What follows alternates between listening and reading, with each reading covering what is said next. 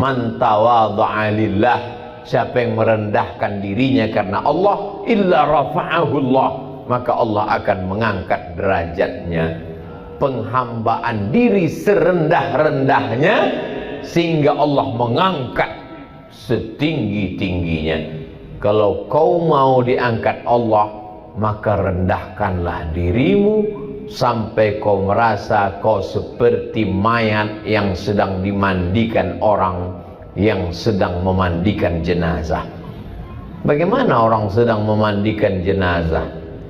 Tangannya dibengkokkan, hidungnya dipakai kapas, tak ada melawan.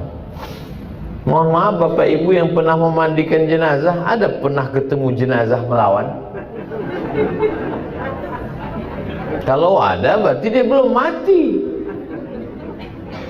Ini semua menunjukkan bahwa kita rendah hati. Ustaz Abdul Somad nanti datang, sami'na wa ata'na, sam'an wa ta'atan Habib. Yang penting urus izin keramaian, semuanya selesai saya akan datang. Nanti kita acara dulu atau makan dulu acara. Terserah Habib, saya ikut saja. Ustaz Somad nanti acaranya mau duduk atau berdiri? Terserah, tapi rasa-rasanya saya mau berdiri Habib. Soalnya kalau duduk nanti jamaah mungkin ada yang dibalik tiang, ada yang duduk tak nampaknya. Banyak juga jamaah ini mau melihat, menyaksikan apa sama wajahnya di YouTube dengan asli. Jamaah, ini saya mau jelaskan kenapa saya berdiri. Padahal sebetulnya adab thalabul ilmi itu mesti duduk. Ini saya jelaskan supaya jangan ada dusta di antara kita. Setelah suci bersih, barulah Nabi Muhammad SAW melanjutkan perjalanan. Lalu kemudian dalam perjalanan itu pergilah dari Masjidil Haram ke Masjidil Aqsa sampai di Palestina. Lalu kemudian Nabi sholat di Palestina dan dia melihat imamnya adalah dirinya. Nabi Ibrahim dia lihat sebagai makmum, Nabi Musa dia lihat sebagai makmum, Nabi Isa alaihi salam, Isa bin Maryam dia lihat sebagai makmum. Maka ini adalah simbol kepemimpinan Nabi Muhammad sallallahu alaihi wasallam. Anak-anak kita ini siap menjadi pemimpin.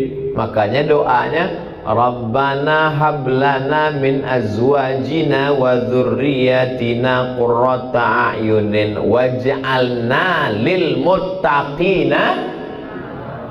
Jadikan anak-anak kami menjadi pemimpin.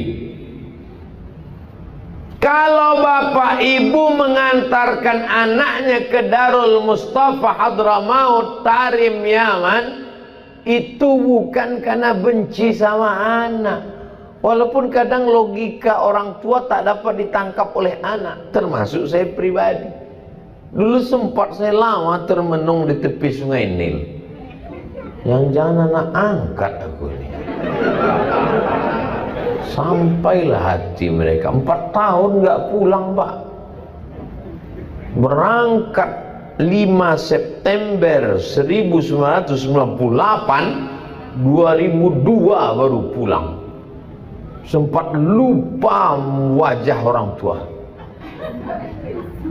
Pergi haji naik kapal laut, dipukul ombak di pas gelombang, dari terusan Suez melewati Laut Merah sampai ke Jeddah, melihat jamaah haji emak-emak, puas rindu kita, macam emakku. Kalau nengok wajah orang Arab nggak bisa, lain wajahnya. Nampak orang Indonesia, tengok lama, takut pula dia, disangkanya kita copet. Ini jamaah haji gelandangan gitu, nggak punya hotel, nggak punya penginapan, nggak punya duit. 4 tahun, lalu kemudian baru pulang. Setelah itu lanjut lagi pergi ke Maroko 2 tahun. Masih ada lagi siswa, beasiswa sisa-sisanya. Mak, aku mau lanjutkan lagi nih sampai S3, karena ada program ini, ada 3 tahun, berapa tahun lagi jatah. Apa kata almarhumah ini? Tak ada gunanya kau balik doktor tapi aku almarhumah. Betul juga cakap dia itu.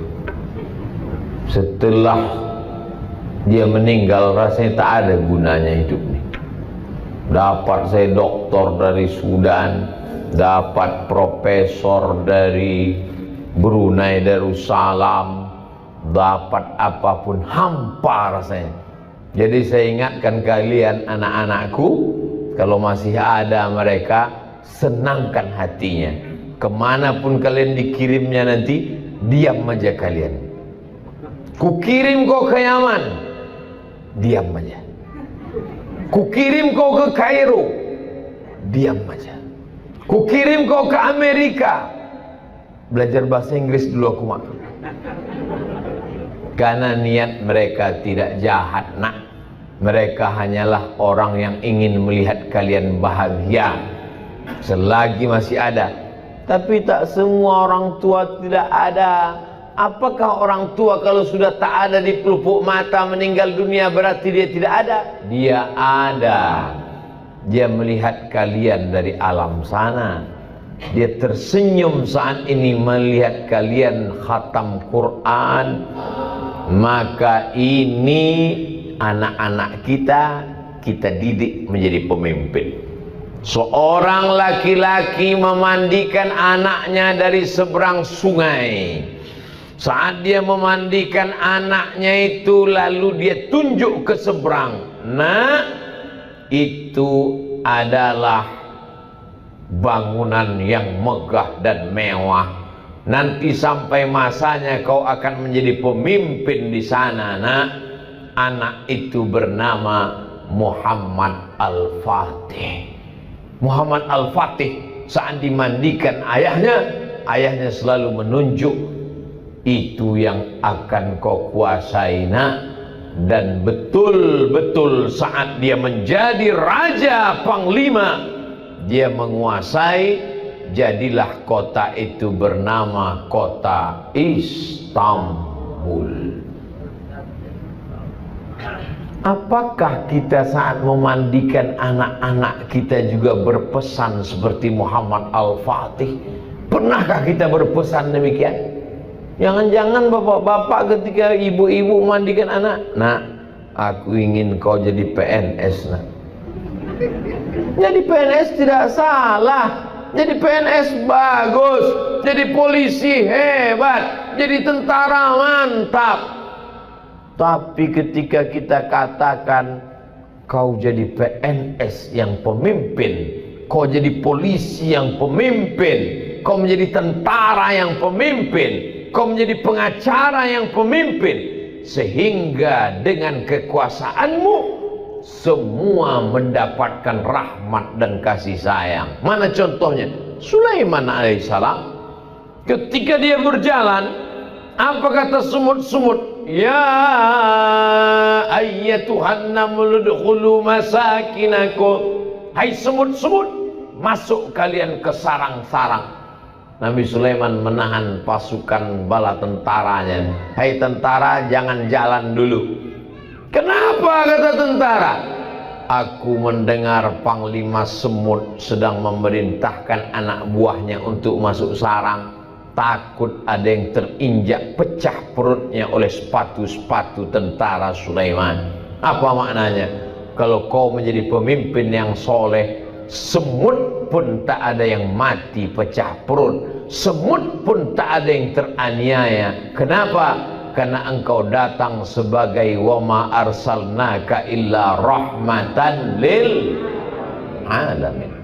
Kalau kau berkuasa, tidak ada ranting yang patah.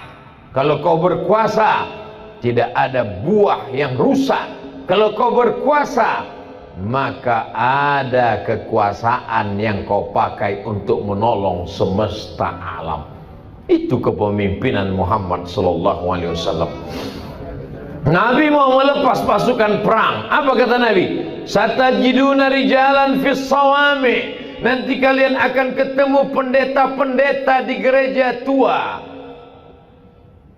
La taqridu lahum, jangan ganggu pendeta. La taqtulu sabiyan murdi'a, jangan bunuh anak kecil sedang menyusui. La taqta'unna sajaratan, jangan potong pokok kayu. La ta'qiranna nakhlan, jangan cabut pohon korma. La tahdimu buyutan, jangan hancurkan rumah. Padahal zaman itu kalau berperang ratakan dengan tanah, bunuh semuanya. Barulah sejak ada kesepakatan PBB Jenewa mengatakan wartawan tidak boleh dibunuh, media pers tak boleh dibunuh, para perawat, dokter kesehatan tak boleh dibunuh. Itu pun dilanggar oleh Israel. Kenapa? Karena kedatangan Muhammad SAW adalah rahmatan lil la yanhakumullahu 'anil ladzina lam yuqatilukum fid din. Kalau tetanggamu itu berbeda agama denganmu, selama dia tidak memerangimu, dia tidak mengusirmu dari kampung halamanmu, balas dia dengan dua. Antabarruhum, buat baik dengan mereka. Wa tuqsitu ilaihim, bersikap adil dengan mereka. Kalau dia tidak mengusirmu, dia tidak membunuhmu, kau balas dengan dua. Adil kepada mereka dan buat baik. Baik itu bahasa Arabnya banyak. Hasan, baik. Thayyib, baik. Jayyid, baik. Tapi kenapa dipakai di situ barru? Antabarruhum. Barru digunakan untuk orang tua. Birrul walidain. Apa maknanya? Kalau tetanggamu yang tak seagama denganmu itu baik kepadamu, kau balas kebaikannya seperti engkau berbuat baik kepada kedua orang tuamu. Itulah ajaran Islam. Itulah yang membuat Kristen Ortodok Koptik bisa bertahan di Mesir sampai hari ini. Itulah yang membuat umat Islam ketika dia memiliki kekuasaan di India, orang Hindu tetap bertahan sampai hari ini. Kenapa? Karena prinsip ketika kitab suci dibaca Bismillahirrahmanirrahim, Muhammad dibacakan oleh Sayyidi Al-Habib Ahmad As-Sagaf, Muhammadinir Raufir Rahim. Ada dua nama Allah yang disematkan kepada Nabi Muhammad SAW, Ar-Rauf, Ar-Rahim. Laqad ja'akum rasulun min anfusikum azizun alaihi ma'anittum harisun alaikum bil mu'minina raufun rahim. Lembut, berkasih sayang. Itulah dia Sayyidina Muhammad SAW. Patah giginya, berdarah pelipisnya, menetes darah di bawah terompah kayu basah. Datang malaikat mengatakan, ya Muhammad SAW, kalau sampai darah di kakimu itu menetes ke tanah, kuratakan Taif dengan tanah, hancur orang Taif itu semua. Apa kata Nabi SAW? Asallah an yukhrij min aslabihim man ya'budullaha wa la yushrika bihi syai'a. Ya Allah, keluarkan anak cucu orang Taif, orang-orang yang menyembah engkau, dikeringkannya darah yang di tapak kakinya sehingga tak menetes ke tanah. Karena kalau sampai menetes ke tanah, rata Taif. Andai sayalah yang jadi nabi waktu itu, ini kaki sedang basah ini, lalu kemudian datanglah malaikat, hai Abdul Somad, kalau menetes darah itu ke tanah, kulenyapkan semua netizen itu. Langsung saya buka sepatu, saya injak-injakkan tanah.